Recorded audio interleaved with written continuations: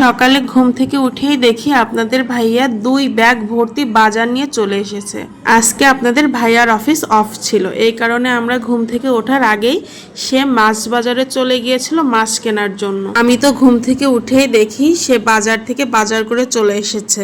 কি আর করা, কোনো রকমের হালকা পাতলা নাস্তা করে চলে আসলাম বাজার গোছানোর জন্য। বাজার দেখে তো আমার মাথায় রক্ত উঠে গেছে। একদিনে কেউ এত মাছ বাজার করে? আর শুধু কি মাছ, সাথে আবার 2 ধরনের মাংস। সবকিছু দেখে তো আমি প্রচন্ড রেগে গেছি।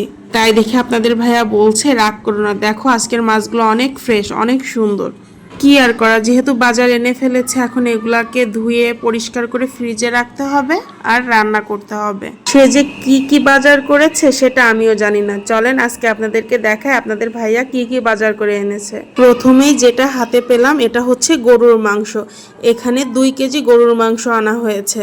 গরুর মাংস আনাতে কিন্তু আমি খুশি হয়েছি, কারণ আমার আদিয়া তার আমার গরুর মাংস খুব পছন্দ। তো যতটা রেগেছিলাম, গরুর মাংস দেখে রাগটা কিছুটা কমে গেছে। গরুর মাংসটা আমি ওইভাবে প্যাকেট করে ফ্রিজে রেখে দিব, যখন রান্না করব তার আগে ভালো করে ধুয়ে নিব। এর পরের প্যাকেটটাতে ছিল পাঙাশ মাছ।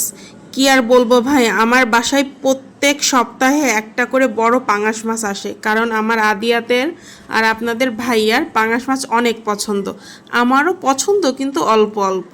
আপনার ভাইয়া কিন্তু সবসময় বড় সাইজের পাঙাশ মাছ কিনে, কারণ বড় সাইজের পাঙাশ মাছ না হলে খেতে খুব একটা ভালো লাগে না। তারপরের প্যাকেটে ছিল একটা ব্রয়লার মুরগি। মুরগিটাকে পাশে রেখে দিচ্ছি, এটাকে কাটতে হবে। কাটা হয়ে গেলে তারপরে ধুয়ে ফ্রিজে রেখে দিব। তারপরের প্যাকেটটাতে ছিল রুই মাছ। রুই মাছটা আমার বাসায় সবসময়ই লাগে, কারণ বিভিন্ন ধরনের তরকারি দিয়ে রান্না করার জন্য রুই মাছের বিকল্প আর কিছুই হতে পারে না। রুই মাছটা কিন্তু অনেক বড় ছিল আর একদম ফ্রেশ ছিল। দেখেন মাছটা দেখেই বোঝা যাচ্ছে এটা কতটা ফ্রেশ ছিল। আচ্ছা, এর পরের প্যাকেটে ছিল আদিয়াতের জন্য বড় সাইজের শিং মাছ। আমি যেহেতু শিং মাছ কাটতে পারি না, এই কারণে আপনাদের ভাইয়া বাজার থেকে শিং মাছ কেটে নিয়ে আসে। এগুলাকেও এখন পরিষ্কার করে তারপরে ফ্রিজে রেখে দিব।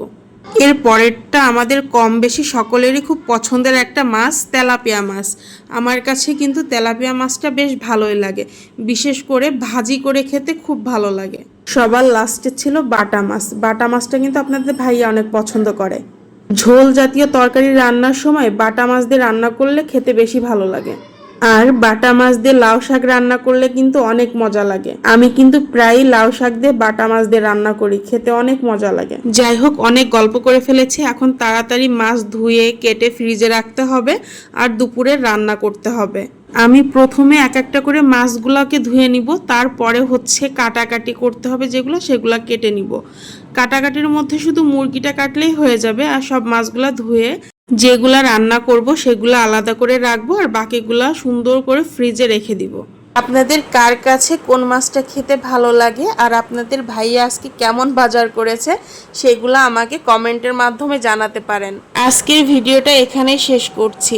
আপনারা চাইলে আমার ফেসবুক পেজটাকে একটা ফলো করতে পারেন আর ইউটিউব চ্যানেলটাকে একটা সাবস্ক্রাইব করে দিতে পারেন, কারণ আপনাদের সাপোর্ট পেলে আমার পেজটা একদিন অনেক বড় হবে ইনশাল্লাহ। যাই হোক, আপনারা সবাই ভালো থাকবেন, আমার জন্য দোয়া করবেন। আল্লাহ হাফেজ।